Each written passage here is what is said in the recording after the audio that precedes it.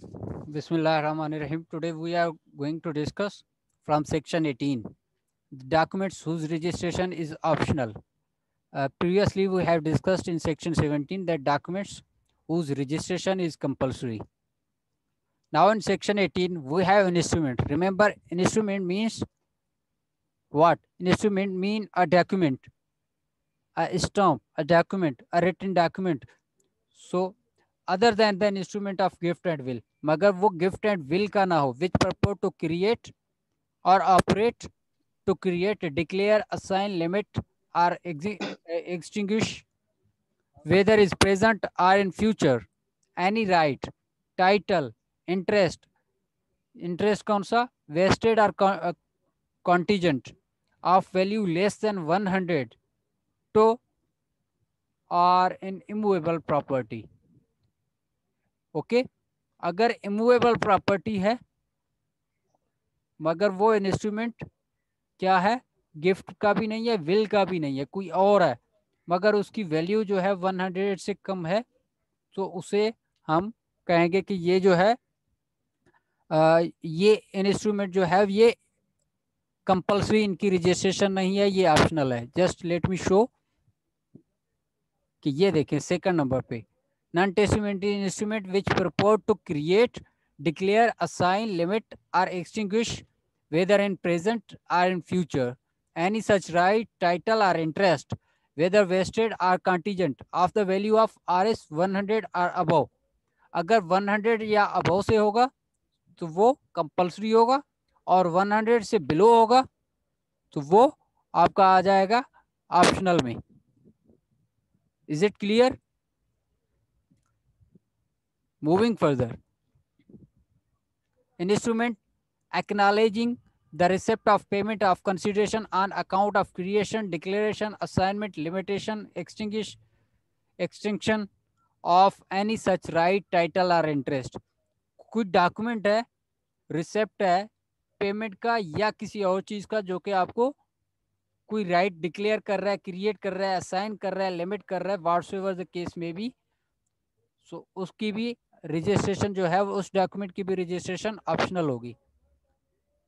Thirdly, lease of immovable property for any term not exceeding 1 year. यहाँ पे देखें D में क्या था, lease of immovable property from year to year और any term exceeding 1 year. Exceeding 1 year होगा उसकी रजिस्ट्रेशन कंपल्सरी होगी, और अगर ये कम होगा तो उसकी रजिस्ट्रेशन ऑप्शनल होगी.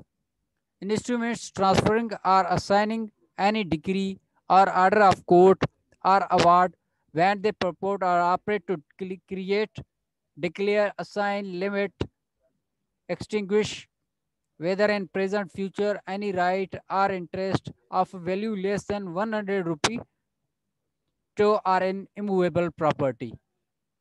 यहाँ पे देखें ये non testamentary instrument transferring or assigning any decree or order of the court, any award in order to create interest as mentioned in class C. ये देखिए क्लास सी में है कि 100 से अबव हो, और यहाँ पे है कि 100 से बिलो हो. अगर 100 से बिलो होगा तो उस डॉक्यूमेंट की रजिस्ट्रेशन ऑप्शनल हो जाएगी, अदरवाइज उस डॉक्यूमेंट की जो है रजिस्ट्रेशन कंपल्सरी हो जाएगी. Instruments other than the will which create, declare, assign, limit और extinguish any right, title, interest to or in movable property. Remember, will के अलावा will अगर मूवेबल प्रॉपर्टी की है तो उसकी भी रजिस्ट्रेशन कंपल्सरी होगी, मगर will के अलावा अगर आप कोई गिफ्ट कर रहे हैं या कोई और चीज़ है जो कि क्रिएट कर रहा है, डिक्लेयर कर रहा है, असाइन कर रहा है, लिमिट कर रहा है किसी भी राइट को, टाइटल को, इंटरेस्ट को रिगार्डिंग मूवेबल प्रॉपर्टी, जो मूवेबल प्रॉपर्टी के लिए हो, तो वो ऑप्शनल में आएगा. रिमेंबर वन थिंग कि विल जो है वो कुछ भी हो जाए, विल का आपको हर हाल में रजिस्टर करना है, बाकी जो है अदर डॉक्यूमेंट्स आप नहीं कर सकते, वो ऑप्शनल में आ जाएंगे मूवेबल प्रॉपर्टी के लिए. Wills and other documents not required to be registered under section 17. So जिनकी रजिस्ट्रेशन वहां पे खुद ये कहे कि भाई ये विल है या ये चीजें हैं, इनकी रजिस्ट्रेशन कंपलसरी नहीं है, अगर एक्सप्रेसली कहे तो उन्हें हम छोड़ देंगे, हम उन्हें फॉल करेंगे ऑप्शनल में। अदरवाइज जो सेक्शन 17 में मेंशन है कि भाई इन डॉक्यूमेंट्स की जो है रजिस्ट्रेशन हर हाल में आपको करनी है, तो उसकी रजिस्ट्रेशन कंपलसरी होगी, सॉरी उनकी रजिस्ट्रेशन ऑप्शनल होगी। रिमेंबर सेक्शन 17 के जितने भी डॉक्यूमेंट्स इनलिस्ट किए गए हैं, ये जो हमने यहाँ पे हमने डिस्कस किए, ये मेजर हमने उठाए हैं। जब हम एक्ट से गो थ्रू होंगे तो उसमें काफ़ी सारी डिटेल होगी, वो हम 1 बाय 1 डिस्कस करेंगे। उन तमाम डॉक्यूमेंट्स की रजिस्ट्रेशन जो है वो कंपलसरी होगी। उनके अलावा जितने भी हैं वो सारे ऑप्शनल में आएंगे। विल के अलावा जितने भी डॉक्यूमेंट्स होंगे मूवेबल प्रॉपर्टी के, वो सारे ऑप्शनल में आएंगे। इमूवेबल प्रॉपर्टी जितने भी होंगे 100 से कम, उनकी भी रजिस्ट्रेशन ऑप्शनल होगी। कोर्ट का आर्डर है या डिक्री है जो 100 रुपये से कम है, सो उसकी भी ऑप्शनल में आएगी। अगर 100 से तजावुज कर रहा है या 100 है तो वो सेक्शन 17 में कंपलसरी में आ जाएगा। एंड और अगर कोई गिफ्ट है इमूवेबल प्रॉपर्टी की, चाहे उसकी वैल्यू बेशक 1 रुपये का हो, सो उसकी भी रजिस्ट्रेशन कंपलसरी होगी। लीज 1 ईयर का हो या उससे तजावुज कर जाए तो वो कंपलसरी है। लीज अगर 1 ईयर से कम हो तो फिर वो ऑप्शनल में आएगा। अगर कोई और ऐसा डॉक्यूमेंट है जो कि सेक्शन 17 में कवर नहीं हो रहा है और सेक्शन 18 में भी नहीं है, फिर भी वो सेक्शन 18 में फॉल करेगा। जो लास्ट पॉइंट हमने मेंशन किया है, other documents not required to be registered under section 17, वो तमाम डॉक्यूमेंट्स जो सेक्शन 17 ने उन्हें वाज़े तौर पे नहीं कहा कि भाई इनकी रजिस्ट्रेशन जो है वो कंपलसरी है, हम उन्हें ऑप्शनल कंसीडर करेंगे। यहाँ तक अगर कोई क्वेश्चन है तो पूछ लें। Any question?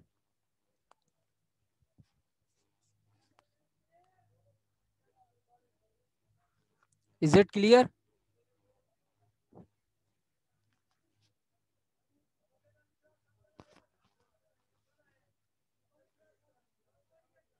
Okay.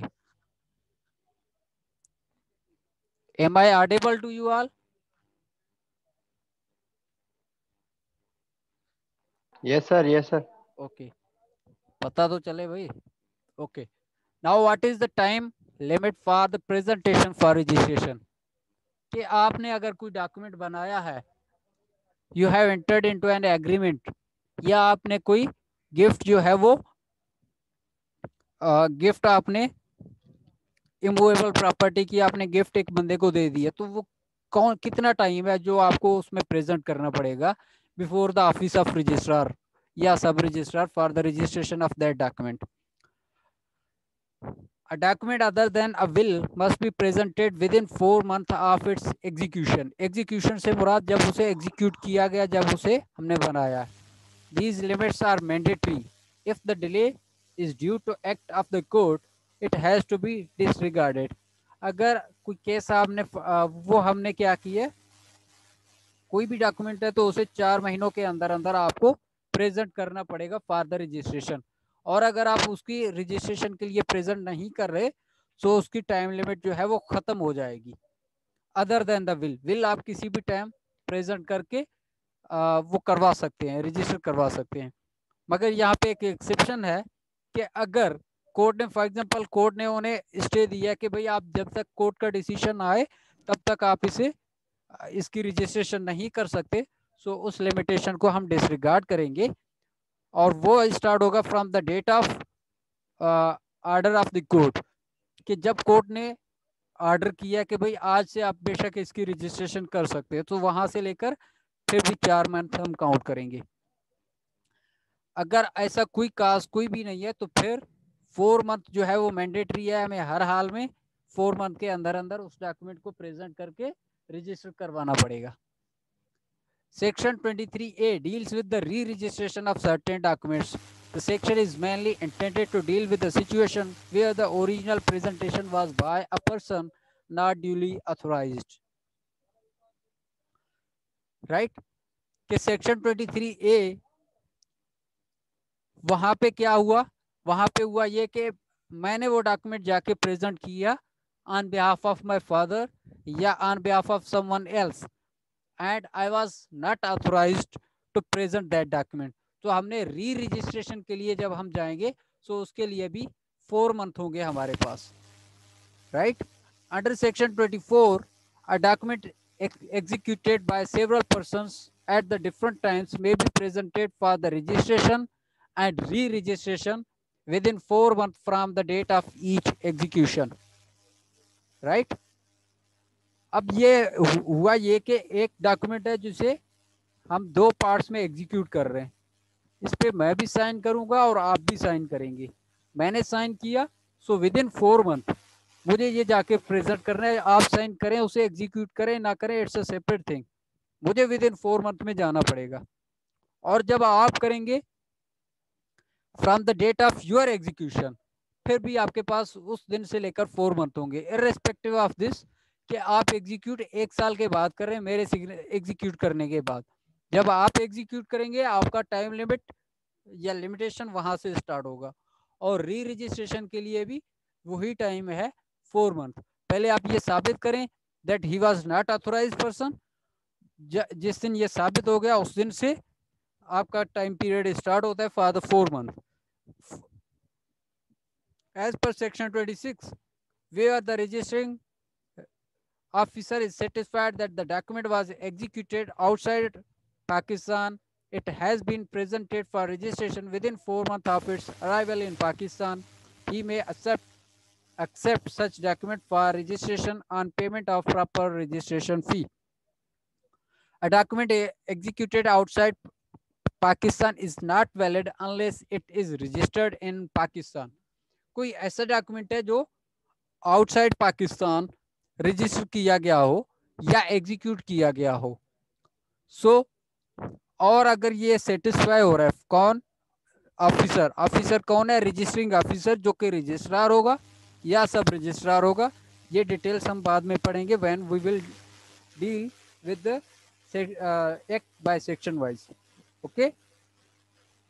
So as per section 23, the registration officer is satisfied when he's of opinion that the document was executed outside the Pakistan and that person is representing or presenting the document within 4 months of his arrival. एक बंदा बाहर था और वो पाकिस्तान में आया 1 अगस्त को, और वो आज जाके अगर डॉक्यूमेंट प्रेजेंट कर रहा है और अपने पासपोर्ट या दूसरे सारे डिटेल्स वीजा के या व्हाटसोएवर द सिचुएशन या जो भी पासपोर्ट के ज़बान में से कहते हैं कि भाई ये है अराइवल, कि मैं यहाँ पे अराइव हुआ था, ये अराइवल है, ये डिपार्चर है, वहां से मैं इस दिन को डिपार्च हुआ और यहाँ पे मैं अराइव हुआ। सो आपको ये सारी चीज़ें देखनी पड़ेंगी।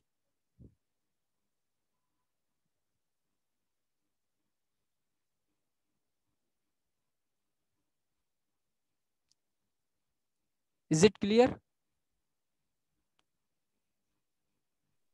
Sir, I want to ask a question. Please. Actually, sir, मतलब जो एम्बेसीज होती हैं, फॉर सपोज कोई एम्बेसी है हमारी कंट्री में, एम्बेसीज की जिस कंट्री की एम्बेसी होती है, जुरिस्डिक्शन उस कंट्री की होती है उस एम्बेसी में। तो सर अगर उसमें कोई डॉक्यूमेंट वगैरह रजिस्टर होता है, फॉर सपोज यूएस की एम्बेसी पाकिस्तान में है और उसमें से कोई डॉक्यूमेंट रजिस्टर हुआ है, तो वो पाकिस्तान में वैलिड नहीं होगा? No, the situation is that you have executed the document other side, outside of Pakistan. कोई ऐसा डॉक्यूमेंट है जो कि आपने फॉर एग्जांपल अमेरिका में बैठ के उस डॉक्यूमेंट को एग्जीक्यूट की है, और आपका ये कहना है कि अमेरिका में जो पाकिस्तान एम्बेसी है हमने वहां पे जाके उसे रजिस्टर करवाया। Is it that? Sir actually sir मतलब मैंने जितना पढ़ा है कि एम्बेसी अगर कोई भी डॉक्यूमेंट वहां पे रजिस्टर होता है, या रजिस्ट्रेशन का तो मुझे ज्यादा पता नहीं, लेकिन जो एम्बेसी में जुरिस्डिक्शन होती है ना, वो उस कंट्री की होती है। मतलब ऐसे ही कंसीडर किया जाता है कि वो एम्बेसी भले वो पाकिस्तान में भी हो, लेकिन अगर यूएस की एम्बेसी है तो यूएस के पासपोर्ट की वजह के बिना हम उसमें इंटर नहीं हो सकते। उससे मतलब ऐसे कंसीडर किया जाता है कि वो यूएस का पार्ट है।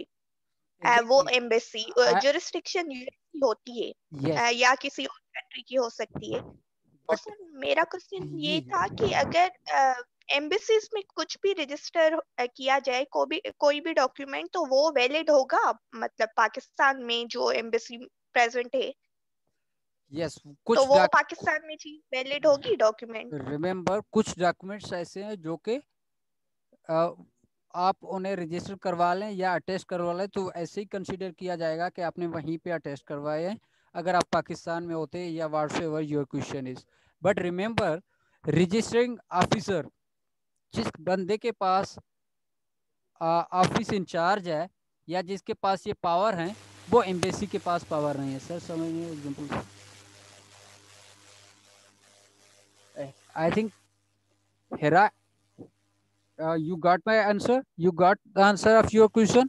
जो रजिस्टरिंग ऑफिसर है वो या तो रजिस्ट्रार होगा या सब रजिस्ट्रार होगा, इसके अलावा किसी और थर्ड पर्सन के पास ये पावर नहीं होंगे to register a document for the purpose mention in the section 17 और 18। आप कोई और डॉक्यूमेंट है वो आप करवा सकते हैं, मगर इमूवेबल प्रॉपर्टी है या मूवेबल प्रॉपर्टी है जो कि इन इन दिस सिचुएशन में आ रहा है, वहां से आप अगर रजिस्टर करवा लेते हैं तब भी ठीक है, लेकिन आपको दोबारा पाकिस्तान में आके रजिस्ट्रार के ऑफिस में या सब रजिस्ट्रार के ऑफिस में रजिस्टर करवाने पड़ेंगे। उसमें यह होगा, अगर आपने वहां पे पहले रजिस्टर करवा लिए तो आपके ऊपर टाइम लिमिट नहीं लगेगा। But presentation before the office of registrar और sub registrar as the case may be is necessary. Okay sir, thank you sir. Okay, there was another question from Mir Mohammad Babar. Sir समझ नहीं आया, एग्जाम्पल कोई दो section 17 का। भाई सेक्शन 17 में एक इमूवेबल प्रॉपर्टी का हम सेल एंड परचेज कर रहे हैं, जिसकी रजिस्ट्रेशन जिसकी जो कीमत है वो 101 रुपये है या 100 रुपये है। सो सेक्शन 17 कह रहा है कि आप उनकी रजिस्ट्रेशन हर हाल में करें। अगर आप उस डॉक्यूमेंट को, सेल डीड को रजिस्टर नहीं कर रहे तो हम ये कंसीडर करेंगे कि आपका ये जो डॉक्यूमेंट है वो फॉल्स है या लॉ में उसकी कोई हैसियत नहीं है। Just one second.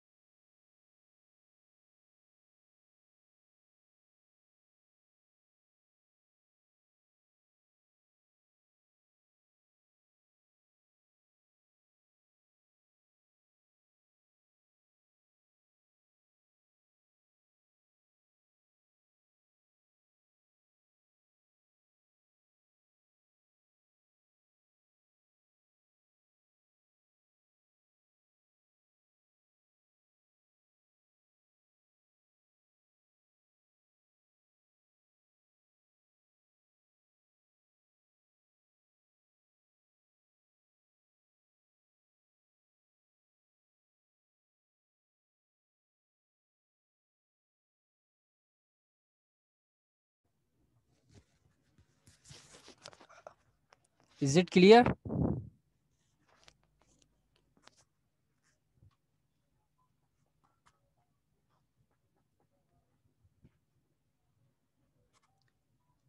यहाँ तक कोई क्वेश्चन है तो पूछ लें please.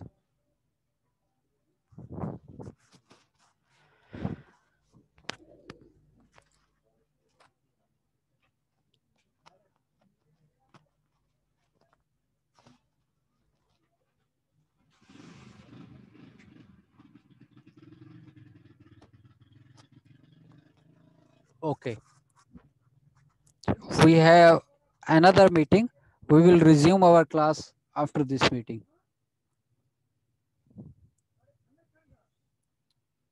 Basit, are you there? Sir Basit कम होने के कोने मां स्क्रीनशॉट वरता है ता सेंड कशी मिल तवा स्क्रीनशॉट वरता है। जी sir Ghulam Rasool sir okay 68 okay okay. Sir अॼु त हिकिड़ी क्लास आहे न असांजी असांजी अॼु डबल क्लास है because we have missed time our previous class. सही Kanchan, are you there? जी सर। जी अवा कौन ॿुधायो छा स्टूडेंट्स खे रिगार्डिंग सेकंड क्लास? न सर असां गर्ल्स जे ग्रुप में मैसेज छॾी ॾिनो हुयो कल ई उन टाइम।